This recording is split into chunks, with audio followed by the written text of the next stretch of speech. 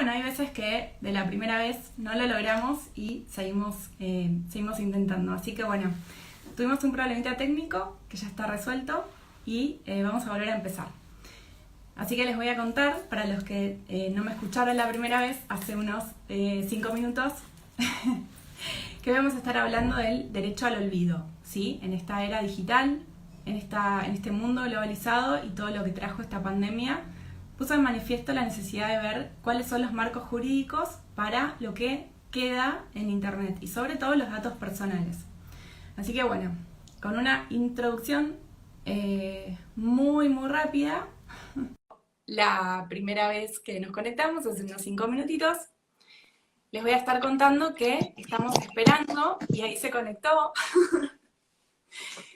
nuestra invitada, Marcela Rivera Basulto, desde México. Como les había comentado hace un ratito, acá son las 7 de la tarde, pero en México son las 5, así que, bueno, ella es buenas tardes y bueno, nosotros estamos casi buenas noches, ¿no? Hola Marce, ¿cómo estás? ¿Qué onda, Caro? Muy bien, gracias. Discúlpame que andaba yo investigando cómo unirme a esta red, pero ya estoy aquí con ustedes, afortunadamente. Perfecto, perfecto. Siempre, siempre no, pero es como raro porque tiene como sus trucos, ¿no? Instagram. A veces hay que conocerlos para conectarnos así enseguida. Pero bueno, acá estamos. Así que hice una muy breve intro de qué tema vamos a estar hablando hoy, que es un tema súper interesante, sobre todo porque, bueno, como decía recién, a partir de la pandemia, ¿qué pasó? Se hizo todo digital, estamos todos conectados a Internet, nuestros datos están en Internet, nuestras fotos están en Internet, nuestros videos están en Internet, y bueno, la verdad es como que es una charla súper necesaria y saber cuáles son los marcos jurídicos, qué es el derecho al olvido, ¿no? Como que hay un montón de cosas para hablar. Así que antes de presentarte, vuelvo a invitar a las personas que nos están viendo a participar, a preguntar lo que quieran preguntar y que aprovechen, porque realmente vos sos una especialista en el tema. Marce es abogada y es maestra en Derecho por la Universidad de México, ¿no? Bueno, abogada por la Universidad de Guadalajara, maestra en Derecho por la Universidad de Navarra. Sí, Exactamente. Bueno, y sos directora del programa de Derecho del Tecnológico de Monterrey, también de Guadalajara. Así que bueno, así es. un placer tenerte, hace un montón que quería encontrarnos en estos espacios, así que bueno, me encanta que estés acá. Contanos un poquito de qué va todo esto que hice en la introducción recién. No, hombre, al contrario, un gusto. Muchas gracias por la invitación y justamente creo que pones un muy buen preámbulo para la charla de hoy, ¿no? La realidad es que hoy en día nuestra vida no se pudiese entender sin el uso de las tecnologías de la información y también, aquí lo podemos ver bien claro, las redes sociales. Y así como el Internet, y se ha analizado desde esta perspectiva sobre un catalizador de derechos humanos, temas como la pluralidad, temas como el acceso a la información, libertad de expresión, diversidad, inclusión, etcétera, y un gran etcétera, pues la otra realidad es que también representa retos, ¿no? Retos para la vida jurídica y dentro del gran paraguas que existe en el tema del Internet y los derechos humanos, pues está este pequeñito, pero muy importante, que es el tema del derecho al olvido, ¿no? Que de entrada voy ya diciéndoles que esta es una denominación caprichosa que ha utilizado porque precisamente no alcanzamos a olvidar, ¿no? Podremos borrar información, podemos desindexar, podemos quitar de una esfera digital, pero el olvido per se, definición RAE, es cesación de memoria y hasta ya no vamos a llegar con el derecho, lo sabemos, ¿no? Entonces, charlemos un poquito de esto, de lo que viene, de los retos jurídicos y sobre todo de cómo es que se vincula o en qué momento se vincula este derecho con la protección de derechos humanos y el tema del Internet, ¿no? Porque cobra relevancia a partir de justamente estos derechos en la era digital, cómo vienen a retransformarse o, bueno, más bien a resignificarse con el uso de las tecnologías. Totalmente. Es un tema, como habíamos hablado cuando pensamos esta charla, la era digital, todo lo que trajo, ¿no? Y a veces es como que todavía no llegamos, mirá, incluso nos acaba de pasar, como que no llegamos todavía a manejar las herramientas y, eh, digo, hay un montón para aprender, ¿no? Y para ponernos, para actualizarnos sobre todo. Y bueno, estos espacios son para hablar de derechos humanos, entonces cómo nos tocan las tecnologías en la fibra más íntima, ¿no? Con respecto a temas que son trascendentes hoy en día, ¿no? ¿Qué pasa con nuestros datos? ¿Qué pasa con nuestras fotos, con nuestros videos? Digo, creo que es algo que todos en algún momento nos estuvimos preguntando, ¿no? Exactamente, Caro. Y pues, ¿qué? Vamos configurando, vamos conceptualizando lo que es el derecho al olvido. Esta frase se la escuché a un colega muy preciado mío, que es justamente español, en donde tenemos todo el parámetro del tema de derecho al olvido con el famosísimo caso Mario Costeja, del que hablaremos más adelante. Y bueno, mi colega decía, como Walter Lippmann señalaba, la exclusiva de hoy es el papel con el que se envuelve el pescado de mañana. Literalmente refiriéndose a que lo que hoy es nota en un periódico, mañana se volvía en algo totalmente obsoleto. Y eso era la realidad cuando el periódico era impreso, ¿no? Cuando la información se transmitía a través de estos medios que al final por su propia naturaleza perecían, ¿no? Entonces la relevancia pública, la nota pública, pues terminaba quedando de alguna manera olvidada con el paso de los años. ¿Qué es lo que sucede con Internet? Pues que justamente esta pérdida de relevancia o por lo menos este olvido en la memoria pública se viene a, digamos, vuelve a vida cuando utilizamos los buscadores y tecleamos el nombre de alguna persona, ¿no? Entonces, pues obviamente, si yo hace 20 años salí en un periódico, pues quien tenga esa edición del periódico impreso sabrá lo que hizo Marcela Rivera hace 20 años, ¿no? Que al final forma parte de mi historia, pero era una nota que ha, digamos, carecido ya de interés público para seguir actualizándola. ¿Qué es lo que sucede ahora? Bueno, que yo busco Marcela Rivera en cualquier buscador, valga la redundancia, y voy a encontrar no solamente esta charla que estamos teniendo hoy, sino lo que hice hace un año, sino mi currículum entero y también lo que me trasciende de hace 20, 18, 15 años atrás, que puede ser, y eso es lo que sucedió, vamos a ir viéndolo, que puede llegar a perjudicar mi libre desarrollo de la personalidad y llegar a chocar esa información que en algún momento fue legítimamente publicada con alguno de mis derechos fundamentales o de mis derechos humanos, ¿no? Ese es básicamente, digamos, la razón práctica del por qué se va generando o se va construyendo esta figura jurídica que antes no tenía una necesidad, antes de la era digital, antes del acceso a la información de una manera tan inmediata, de datos así que se pueden recabar de un segundo a otro y de que con un solo clic tú puedes conocer a una persona mucho más que alguien en su círculo cercano, empiezan a presentarse este tipo de retos. Bueno, ¿y qué nos puedes decir con respecto a esto del desarrollo de la personalidad? ¿Cómo influye Internet en el desarrollo de la personalidad? Porque sabemos, harto sabemos que el desarrollo de la personalidad es uno de los derechos básicos que tenemos y bueno, si bien se ve condicionado por otros, como pueden ser el derecho a la salud, el derecho a la educación, a una vivienda digna, al trabajo, como sabemos los derechos humanos son interdependientes, pero bueno, ¿cómo influye esto en nuestro desarrollo de la personalidad, Marcel? Bueno, pues podríamos verlos con varios ejemplos, a lo mejor para aterrizar concretamente el tema pudiésemos hablar del paradigmático, ¿no? Del que es Mario Costeja y cómo fue que él ganó, y ya fue un spoil, pero él ganó la batalla contra Google, ¿no? Él, digamos, Mario Costeja es un abogado, de hecho, bueno, y aquí es una paradoja lo que le sucedió porque él quería que olvidaran esta situación y ahora para temas didácticos es quien se menciona en todo, ¿no?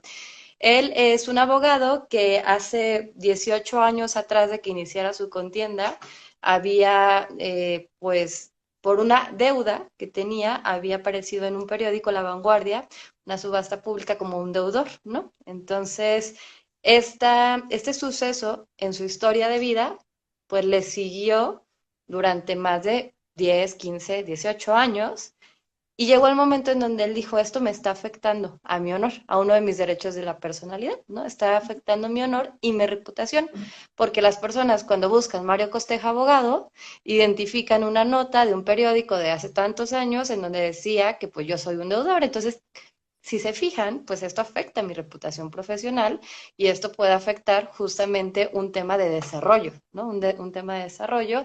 Y fue en donde él empezó a buscar cuál era la mejor forma o cuál era la forma en que pudiese eliminar esta información. E insisto, que fue legítimamente divulgada en su momento. Era una Claro, información relevante en su momento, ¿no?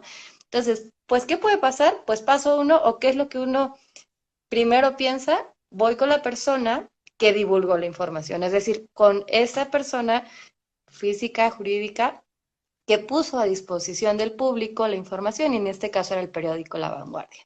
Y aquí ya empieza un primer dilema, una primer tensión entre, ya digamos traduciéndolo a derechos fundamentales, entre los derechos que pensamos en un diario, pensamos en un medio informativo, en un periódico, y qué derechos, qué dimensiones colectivas de los derechos humanos están protegiendo: acceso a la información, libertad de prensa, libertad de expresión. total. ¿Qué, qué es lo que dijo La Vanguardia en ese momento? Estoy respaldado. Es decir, yo estaba emitiendo, de hecho, incluso por disposición oficial, ¿no? Digamos, la disposición oficial incluía o determinaba circular en un diario de mayor circulación, valga la redundancia, la información relativa a las subastas públicas de deudores. Claro, Entonces, acá tenemos algo que creo que es la misma figura, que es la publicación de dictos, cuando una empresa, por ejemplo, está por entrar en quiebra o concurso, o todo ese tipo de temas comerciales, también tenemos legislación que, digamos, obliga a la publicidad, ¿no? Para que las personas también sepan cuál es la situación y, bueno, les permitan contratar o no contratar con determinada empresa. tal cual, Caro. Así, entonces, ¿qué dice el periódico La Vanguardia? Pues contra mí no es, ¿no? Yo legítimamente divulgué una información que incluso estaba obligado a hacer por disposición oficial. Libertad de expresión, además, digo, en este caso ni siquiera por ahí va la discusión, pero si nos ponemos a pensar cuáles son los derechos colectivos que se conjugan en este tipo de conflictos, pues son justamente acceso a la información, es decir, el derecho que tenemos todas, todos, todos nosotros de acceder a esta información de relevancia pública, porque en definitiva reviste una relevancia pública del conocimiento de este tipo de situaciones. Y por la libertad de prensa, al final de cuentas, el tema de que no haya una determinación editorial más allá de los estándares comúnmente conocidos por medios publicitarios en relación a lo que un periódico o un medio de difusión determina publicitar. Y entonces ahí Mario Costeja dijo, bueno, pues entonces, si aquí no hay una forma en que la atención se resuelva a mi favor, buscaré de otra manera. Y entonces, ¿qué estoy identificando? No es per se que hace 18 años Vanguardia haya publicado esta información respecto de mí, sino que en el buscador, y aquí pues ya todos imaginarán y todas el nombre del buscador al que me estoy refiriendo, está reviviendo esta nota, y es lo que les decía al principio, ¿no? La nota que en algún momento pudo haber envuelto el pescado de mañana, pues aquí sigue y sigue y sigue, y hablando ya de etiquetas, incluso dándole el estigma o el estereotipo de una persona deudora, cuando en su momento, por las razones que pudieron haber sucedido en su vida, pues tuvo esa dificultad y después ya fue una dificultad que superan, ¿no? ¿Y qué hace Mario Costeja? Ah, sí, dime, dime. No, no, no, te estaba Ah, escuchando. ya. Este, ¿qué hace Mario Costeja? Pues accede o acude a lo que en España es la Agencia Española de Protección de Datos Personales. Y entonces empezamos a identificar que hay diferentes medidas. Voy a llegar a Argentina, digo, sé poco de derecho argentino, pero les voy a contar un caso con ustedes que más bien fue la vía civil. Acá fue vía protección de datos personales y dijo, yo tengo ciertos derechos de autodeterminación informativa, ¿no? En cuanto y dimanan de mi derecho a la vida privada. Entonces, de ello viene el yo poder acceder, rectificar, cancelar u oponerme a cierta información que de mi persona se encuentra en tratamiento de alguna otra persona, como pudiese ser una persona física, una persona moral, como un buscador a través de medios digitales, ¿no? Los famosísimos derechos ARCO. Y de aquí es de donde empieza a nacer esta figura jurídica que es, pues, luego dicen mal llamada, pero es el derecho al olvido, que es solicitar básicamente la supresión o desindexación, y también nos vamos a ir a la palabra desindexación en unos momentos, de información que tuvo una relevancia pública, pero por el paso del tiempo ha carecido de ese interés o ha sido obsoleta o incluso inadecuada, ¿no? Sí. Entonces aquí vemos un elemento temporal necesario para que el olvido se, digamos, proceda, ¿no? Que en su momento sí fue relevante, en su momento fue legítima la divulgación y en este momento, tras el paso de los años, pues se, digamos, se excluye este espectro de la vida pública para volver a pasar a lo privado. Y eso es lo que pasa. Eso es, digamos, la estrategia jurídica que se plantea Mario Costeja de ir no contra el medio de comunicación, no contra temas de libertad de expresión o libertad de prensa, sino contra el buscador. Y aquí se encuentra contra uno de los grandes, ¿no? Que es Google. Y ahora vemos también un poco de la gestión de las empresas, que también es un tema, pues, de actualidad en cuanto a la responsabilidad de la protección de derechos humanos, ¿no? Sí. Honor, intimidad, privacidad. Ya le decías, ¿qué pasa con nuestras fotos? ¿Qué pasa con nuestras notas, con nuestros videos? ¿Qué puedo hacer yo si al final de cuentas es a través de redes sociales, Facebook, Instagram, Google, buscadores, etcétera, que podemos acceder a este tipo de información? Y aquí es en donde se plantea esta cuestión ante la Agencia Española de Protección de Datos.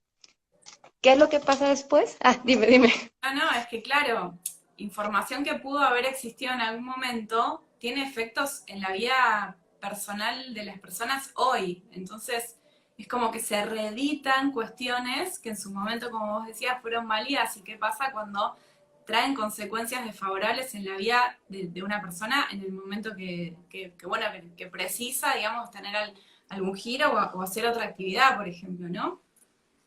Y justo esa palabra que dices o esa frase, consecuencias desfavorables, ¿no?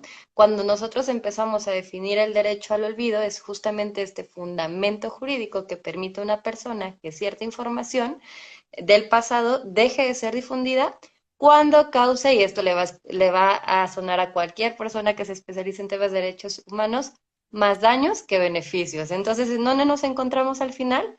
Colisión de derechos, tensión de derechos, test de proporcionalidad, es algo totalmente casuístico. Es algo que se tiene que analizar caso por caso. Tenemos estándares, tenemos, por ejemplo, el tema de figuras públicas, el tema de lugar público y el tema de acto público, que nos sirven como metodología para la resolución. Y sin embargo, pudiese haber casos muy similares que se decanten uno en un tribunal con una autoridad en decir sí al borrado o a la desindexación, mejor dicho, de los datos, y en otro reviste todavía interés público, eres una figura pública, el mismo acto con diferentes personas puede ser o traer un diferente resultado, ¿no?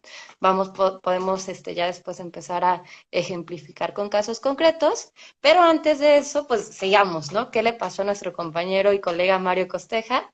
Pues llega la Agencia Española de Protección de Datos y dicen, Dios, ¿qué vamos a hacer acá? Y entonces acá en Europa tienen o forman parte de la comunidad de la Unión Europea y acuden a una cuestión prejudicial ante el Tribunal de Justicia de la Unión Europea. Es decir, ya este fallo no solamente iba a impactar de manera particular en el caso Costeja, sino que el tribunal, a través de una cuestión prejudicial, iba a establecer un estándar para todos los países, perdón, que conforman a la Unión Europea en cuanto al tratamiento de datos personales a cargo o en responsabilidad, o bueno, más bien el tratamiento que realizan las grandes corporaciones en Internet. ¿Cuál era el argumento de Google? Bueno, eran básicamente dos. Uno, yo soy un intermediario, es decir, yo no me hago responsable de la información. La información la suben las personas usuarias. de las páginas de Internet. Yo soy un buscador, soy este intermediario que no asume responsabilidad alguna sobre lo que suben las personas y la información a la que acceden a través de mi plataforma. Y Eso segunda, y un me poquito. suena, hago una pausita, eso me suena muy conocido a algo que pasó con una red social, ¿puede ser? Sí, no, no, esa, digamos, y lo dije primero por ser el argumento más fuerte, o me Sí, parece el más convincente, pero ya superado, sí. es como, yo no me hago cargo, hágase cargo usted, yo me lavo las manos, y bueno, la otra, que la verdad es que esa sí me parece un poquito más débil y al final, pues no prosperó ninguno de los dos argumentos, es, y además en mi objeto social dice que yo soy publicista, o sea, yo vendo publicidad. Yo ni siquiera soy lo que, o sea, ni siquiera hago tratamiento. Justamente, era ahí a donde estaba yendo mi pregunta. Yo pincho un poquito a mis invitados para poder conectar por ahí temas muy teóricos con temas que la gente conozca de primera mano y entonces ahí poder hacer la relación. Porque, bueno, Marce, vos sabés, los derechos humanos hay que ejercitarlos, ¿no? Y se ejercitan Claro. el día a día, porque si no es como algo muy etéreo que está en un libro y que no nos sirve para nada. Entonces, por eso me llamó la atención y lo conecté enseguida con las redes sociales, hasta qué punto tienen responsabilidad sobre lo que se publica o sobre lo que publican otros, ¿no? Que no sean responsables. Digo, ahora es informar. Nosotros estamos hablando, bueno, el ejemplo que estás dando vos, que es un tema personal. Pero después pueden tener otras implicancias y bastante complicadas. Temas de, no sé, terrorismo, de delitos internacionales. O sea, es algo que realmente es importante y es importante hablar sobre esto y conocerlo, ¿no? Totalmente. El tema que toquemos, claro, diplomacia corporativa, que fue el tema de los discursos de odio, fake news a través de las elecciones, y quién fue la red social que al final tomó una determinación de te cancelo esta cuenta porque la estás utilizando para temas diferentes. Entonces ya vemos que ya empiezan a hacerse responsables. Y yo creo que más de alguna persona usuaria de estas redes a lo mejor ya les censuraron, ya les cancelaron su cuenta por usos contrarios a los términos y condiciones o abusos de estas políticas, ¿no? Sí, incluso hasta mostrando, hasta el tema de mostrar fotos y qué fotos se muestran y qué contenido se muestra, porque no todo el contenido, antes sí, ¿no?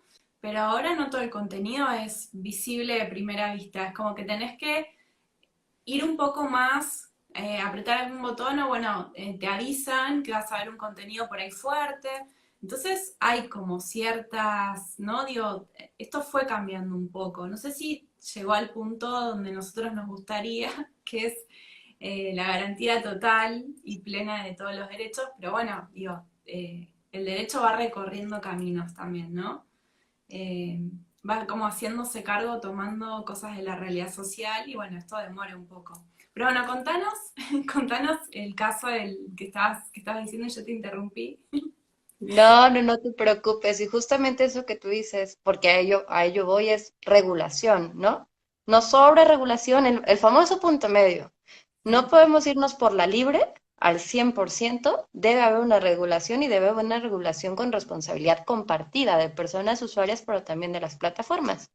¿Qué dijo en síntesis el Tribunal de Justicia de la Unión Europea?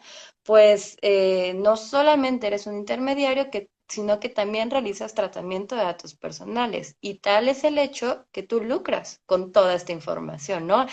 Quien te hable de temas de redes digitales, de uso de datos personales a través de los medios electrónicos, te va a decir, cuando un servicio es gratuito, es porque el producto eres tú. Esto es un cliché, pero los clichés son tal porque son la realidad, ¿no? Y es, ¿por qué todos estos mecanismos, Facebook, Instagram, Google, son gratis? Pues porque están lucrando con nuestra información personal, realmente. Eso es la realidad, lisa y llanamente, y el Tribunal de Justicia de la Unión Europea lo dijo ya desde 2014 con este famosísimo fallo. wow. Sí. Y bueno, ¿qué pasa? Le dice, bueno, pues Padre mío, no, no te hagas el oxiso, sí tiene responsabilidad sobre el tratamiento de datos personales y ahora sí nos vamos al caso concreto, es decir, al análisis puntual en relación a si este tipo de información que Mario Costeja estaba alegando afectaba sus derechos fundamentales, realmente estaba causando el famosísimo perjuicio mayor que el beneficio de continuar de acceso público, ¿no? Y esto ya en temas de derechos humanos, pues lo conocemos todas, todos, como el famoso test de proporcionalidad, en donde nosotros confrontamos uno o varios derechos contra uno o varios derechos, usualmente, digo, de manera abstracta, en temas de derecho al olvido, pues encontramos los de la colectividad, ¿no? El derecho a la libertad de expresión, el derecho de acceso a información pública, la libertad de prensa si está involucrado un medio de comunicación, el derecho a saber, ¿no? Por un lado. Y del otro lado, muy comúnmente también se involucran derechos individuales, ¿no? El derecho a mi intimidad, el derecho a mi privacidad, a mi honor, a mi reputación, a mi propia imagen, etcétera. Y es aquí en donde podemos o en donde se debe hacer el análisis casuístico y la revisión de la necesidad, de la idoneidad de la medida y de la proporcionalidad en sentido estricto. Pues en el caso concreto de Mario Costeja, lo que se determinó es, pues sí, desindexar la información del buscador en cuanto a del tecleo de Mario Costeja en relación a al link, digamos, la desindexación, o mejor, para explicarme mejor, no suprimir la página originaria o la raíz en donde se encuentra la información. No se borra esa página de internet, pero se desindexa, se pone algo así como una venda al buscador que no lo liga con esa información. Dicho de otra manera, si tú tuvieses, Caro, el link directo, puedes acceder e ingresar al diario La Vanguardia y encontrar la nota. Pero en Google, tú tecleando, bueno, y por eso te digo que es paradójico, porque ahora pones Mario Costeja y en cualquier lugar vas a encontrar que fue un deudor, etcétera. Digo, al final de cuentas, paradójico en el sentido positivo, porque pues imagino que esto también le ha de haber posicionado como una referencia en tema de protección de datos personales en su país. Pues si buscases o tras un ejercicio y una concesión del ejercicio del derecho al olvido o a la habeas data, que también, pues ya hablándolo un poco en términos más teóricos, en algún país, pues lo que ocasiona es que si se te considera ya la búsqueda Marcela Rivera, por ejemplo, con esa nota de hace 20 años que les comentaba, no la va a arrojar el buscador. Siempre, por supuesto, con el buscador con quien repetí la acción, es decir, con la persona que está realizando el tratamiento de mis datos personales. ¿Qué es lo que pasa? Bueno, pues que no solo hay Google, ¿no? Tenemos Yahoo, tenemos Bing, tenemos el del patito entonces tenemos bastantes, bastantes mecanismos. Tenemos que ser estratégicos cuando elijamos esto, ¿no? Porque también cuántos usuarios luego no tenemos, y aquí voy en que pues la gente que se dedica a estos temas dice, pues el mal llamado derecho al olvido, porque al final si yo bajé la nota a mi celular, no hay manera alguna, tecnológicamente hablando, en que tú puedas interferir y borrarla de las descargas que yo tengo. Si yo bajé la imagen, si yo bajé el video, lo que voy a hacer es ponerle algo así como una venda o detener Sí. su continua difusión para que nuevos usuarios puedan acceder o se evite que nuevos usuarios puedan acceder a esta información. O sea, es un avance, digamos, limitado, o sea, Por supuesto. dentro de lo que la tecnología permite, ¿no? Que es esto que vos decías de la desindexación. Es, si yo busco el nombre y el apellido y pongo deuda, seguramente esa búsqueda no va a arrojar el resultado porque, como vos decías, hay como un obstáculo que no permite conectar la información original que no se ha quitado con el derecho de esta persona a su honor y a que se respeten sus derechos fundamentales para el desarrollo de su personalidad.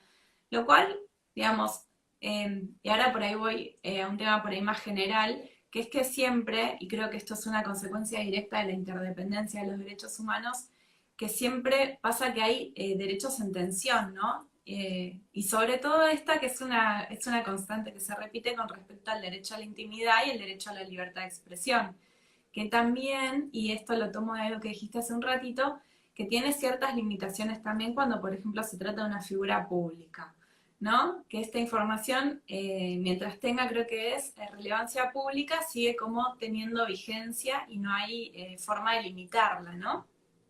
Exactamente. Bueno, tampoco podemos decir de una manera tan generalizada, obviamente, y esto ya ha sido criterio de la Corte Interamericana de Derechos Humanos, también adoptado, por ejemplo, por el Supremo Tribunal acá en México, es las figuras públicas tienen digamos, deben aceptar un escrutinio mayor en su vida pública. No, no así en su vida privada. Eso no quiere decir que ya nosotras podamos acceder a información de la vida íntima, incluso privada, podría discutirse, pero bueno, de la vida íntima de una figura pública. Tendría, y por eso es que te comento, Caro, pues que analizarse de manera muy casuística y es con estos criterios metodológicos caso por caso si es relevante o no. Y vamos pensando, pues a lo mejor para los efectos tuyos o míos es totalmente irrelevante si tú y yo estuvimos comprando este fin de semana en una tienda en Nueva York unas abrigos de piel de mink carísimos cuando tenemos un sueldo de X cantidad. Pero si las hijas de unas personas, figuras políticas, lo están haciendo y no nos dan los cálculos, quizás aquí sí es algo de la vida privada, quizás ellas, digamos, per se no son la figura política y sin embargo pudiese revestir interés público el acceder a esas informaciones, ¿no? Entonces hay una línea delgadita, delgadita, ¿no? No podemos decir solamente en cuestiones de política, una cena entre dos personas, entre dos figuras políticas importantes en un lugar público, Sí. etcétera, y varios etcéteras, ¿no? Sí, totalmente. Creo que por ahí en el ámbito que más avanzó esto con respecto al derecho a la intimidad, por ahí te estoy sacando de tema, ¿no? Pero me parece que por ahí tiene un punto de conexión. El tema de los menores, ¿no? De las niñas y niños que sus casos han llegado a algún tribunal superior, que siempre que leemos notas con respecto a estos temas, sí queda latente digamos, el nudo del caso, el núcleo del caso, pero no los nombres y apellidos, justamente por esto, ¿no? Porque prima en este caso el derecho a la intimidad de los menores, para que no, digamos, obstaculicen o condicionen el desarrollo posterior de su personalidad o incluso, bueno, en el momento que suceden los hechos. Creo que esto por ahí es algo más conocido con respecto a el derecho a la intimidad y las redes sociales y el acceso a la información, ¿no? Creo que esto sí ha sentado bases que están definidas y que son bastante fuertes, ¿no? En este aspecto. Ahí no sé si se cortó.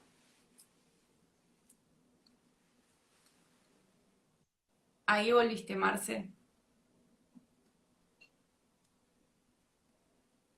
¿Me escuchás? Ahora ya, pero creo que me fui un momento. ¿Ya me escuchan? Sí, sí, sí, ahora Ya. te escuchamos. Quedó así el Este, circulito. sí, vi el circulito, tin, tin, tin, tin, tin.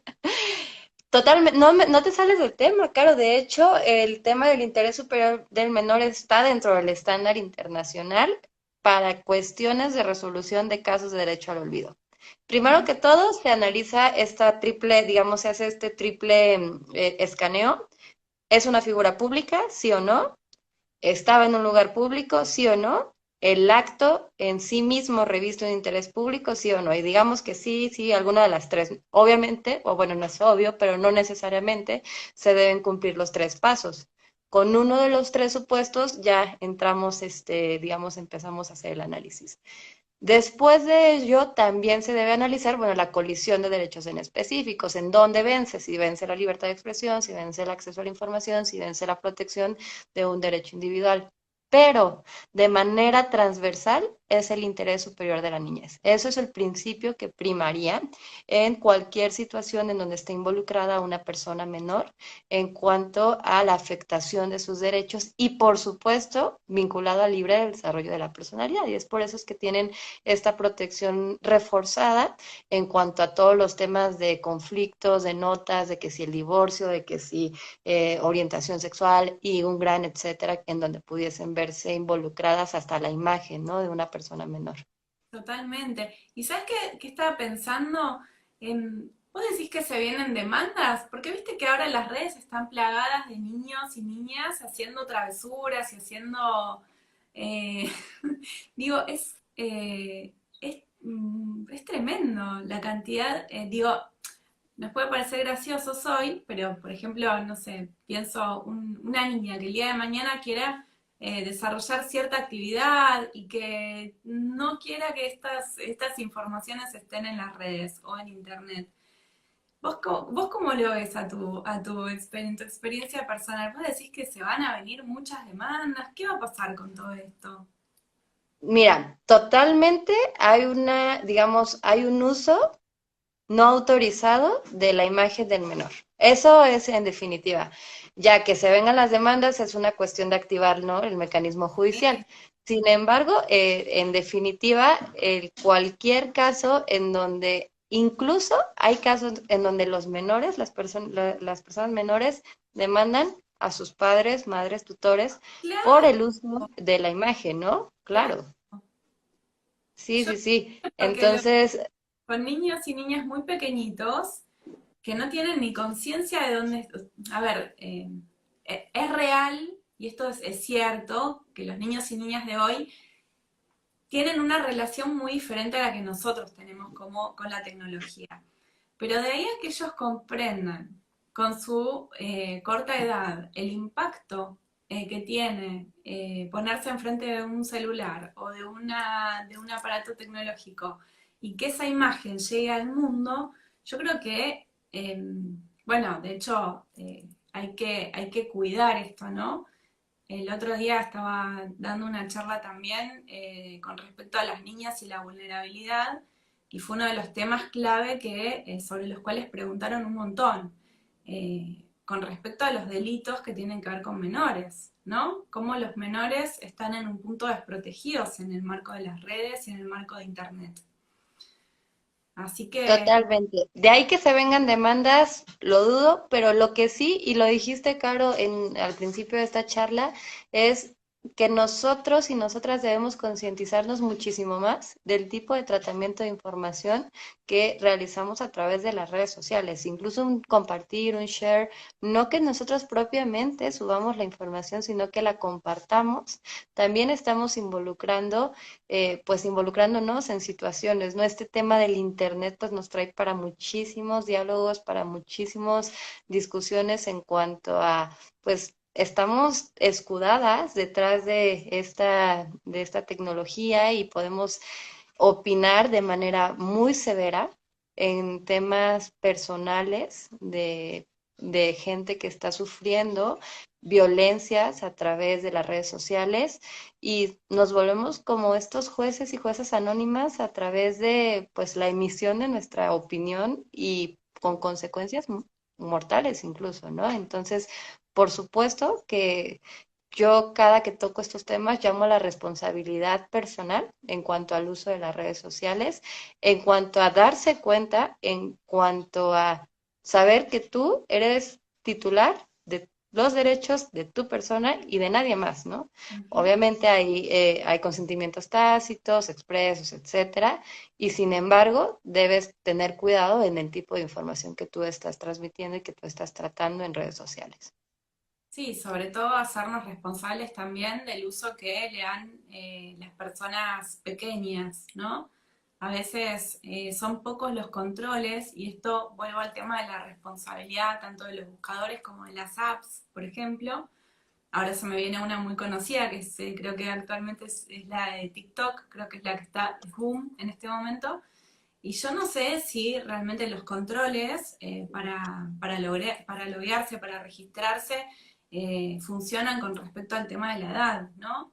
Digo, vuelvo a lo que vos decías, nosotros ser responsables, pero también ser responsables de no, de cuidar a nuestros niños y a nuestras niñas, ¿no? Es como un mundo muy grande y como vos decías, puede tener consecuencias hasta mortales, ¿no? Un error, una falta de cuidado. eh, Digo, hay que tener mucha conciencia de cómo se usa, para qué se usa, ¿no? Y que después las consecuencias a veces las podemos controlar y a veces no. Totalmente, Caro. Realmente, pues, es una realidad el hecho de que estamos usando de manera indiscriminada la información y, pues, ya sea por acción u omisión, estamos siendo, pues, responsables de afectaciones que pueden tener consecuencias importantes en el futuro. Yo te aviso que esto se graba. Estas charlas, estos espacios se graban, así que no sé, vamos a permanecer mucho tiempo, espero, pudiendo ver esta conversación. De todas maneras, creo que es necesario, son necesarios estos espacios, porque a veces también hay un tema de sobreinformación y de fake news, ¿no? Entonces es importante, creo que también es importante traer información válida, información relevante, eh, para contrarrestar todo este tema de sobreinformación y de información que no es a veces exacta, ¿no?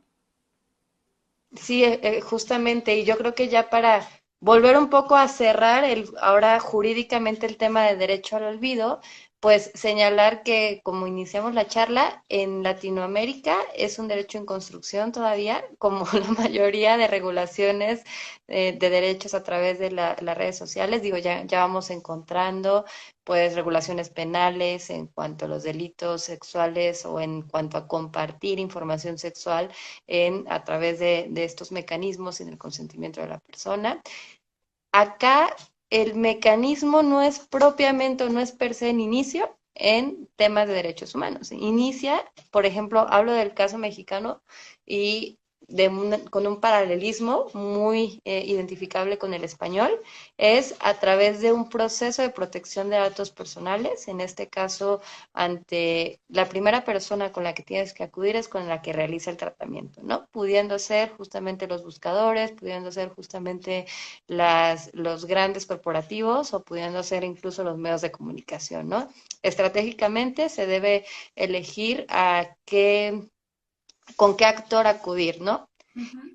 ¿Cuál es el tip o cuál es uno de los análisis principales que tienes que revisar?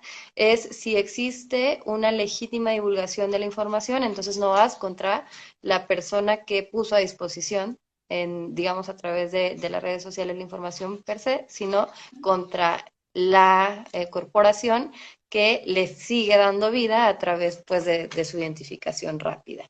Vas allá, de hecho ya todos los buscadores, ya todas las redes sociales incluyen su procedimiento para que tú puedas solicitar la desindexación de los datos, el bajado de los datos, cuando tú tengas digamos, una justificación legítima para ello. En este caso, pues tendrás que demostrar justamente el perjuicio que te está causando y siempre en temas de derechos humanos, ¿no? Ya llamémosle de manera civil de los derechos de la personalidad, o no, reputación, propia imagen, etcétera, bueno, la propia imagen sacándolo de allá, eh, y si fallasen, y aquí es donde ya encuadramos un poco más en lenguaje de derechos humanos, si fallasen, bueno, acá el habeas data se ejerce con un organismo constitucional autónomo que es el INAI, el Instituto Nacional de Acceso a la Información Pública en México, quien determina a través del procedimiento de protección de datos si quien está realizando el tratamiento lo está haciendo de una manera legítima o si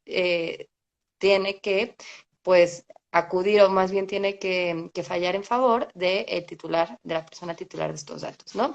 Si el INAI en este caso llegase a fallar en contra de tu pretensión como de protección de tus datos personales, entonces antes había otro pasito, el recurso ante el Tribunal Federal de Justicia Fiscal y Administrativa, ahora ya puede proceder el amparo contra la resolución del INAI, en donde pues justamente se identifica que este órgano constitucional autónomo que está ahí para proteger nuestros datos personales, nuestro derecho a la autodeterminación informativa, Ujú. no cumplió con el deber.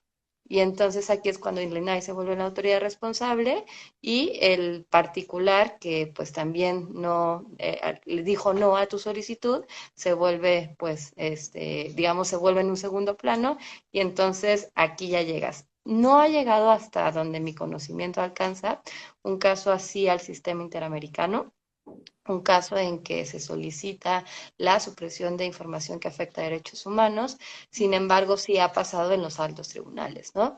Como te mencionaba, ahí en Argentina ustedes tienen el caso Coppola de esta chica de Nigri que pues justamente consideraba que eran morbosas todas las informaciones, digamos, toda su vinculación con este caso a través de estos pues programas medio informativos, chismes, no sé cómo le llaman allá, cuál sea la palabra que ustedes utilizan. Y pues aquí fue la vía civil, por ejemplo. Aquí fue un juez civil, un tribunal civil, quien determinó que pues realmente la información no revestía de este interés público, ¿no? Y que era solamente morbo, eran solamente pues alusiones que afectaban a su personalidad y por lo tanto determinó desindexar la información relativa a su participación con este personaje. Bueno, para ir cerrando, creo que uno de los avances sí positivos que tiene esto del flujo de información es que bueno, nos podemos enterar más rápidamente de este tipo de sentencias y podemos de alguna manera adquirir herramientas prácticas, ¿no? Para una vez que conocemos cuáles son los mecanismos, como decías vos, y ya teniendo precedentes de otros tribunales, digo, obtenemos argumentos para defender mucho mejor nuestros derechos, sea en el estado que sea, sin perjuicio, ¿no? Que en algún momento seguramente, o esperemos que la Corte Interamericana también pueda expedirse al respecto de estos hechos, porque uno de los territorios ganados que tiene la Corte Interamericana es justamente esto, es definir y darle un contenido concreto a los derechos, ¿no? Creo que es uno de los avances de este derecho vivo que es el derecho internacional y que, bueno, que gracias a la mecánica propia del sistema también termina siendo operativo en todos los estados que son parte, ¿no?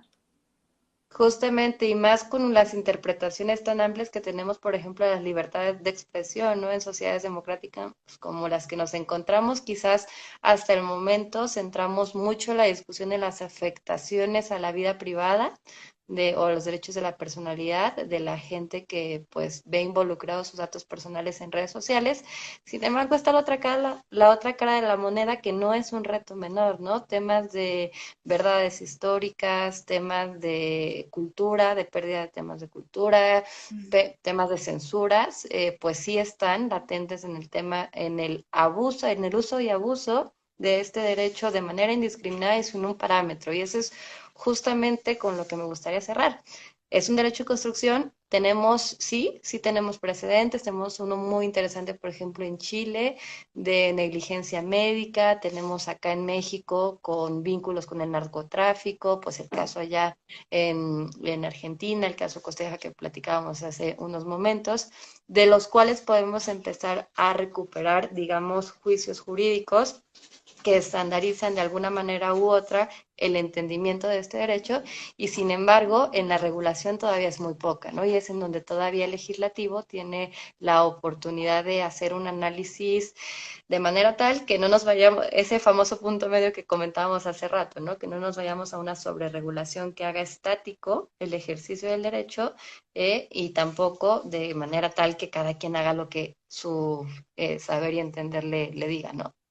Totalmente. Bueno, me encantó que estés, me encantó que puedas hacer tu lugarcito para participar y para ponernos en tema. La verdad que a veces parece un montón una hora y la verdad que termina siendo poco. Yo todos los días lo digo, cada vez que hago un espacio, que abro el espacio, digo, la verdad que me gustaría seguir hablando y seguir preguntándote mil cosas. Tenemos un público bastante tímido últimamente que no hace preguntas, pero bueno, ya se van a animar. Igual, bueno, acá tu primo te estuvo mandando saludos. Sí, sí, les mando un beso. Así que bueno, agradecerte de nuevo por estar, por todo lo que haces. La verdad que los defensores y defensoras de derechos humanos estamos siempre y está bueno que esté y que estemos acá. Así que gracias. Espero que nos volvamos a encontrar en otro espacio y bueno, me encantó. No, hombre, tenlo por seguro. Gracias a ti, un abrazo grande. Nos vemos. Chao. Chau, chau.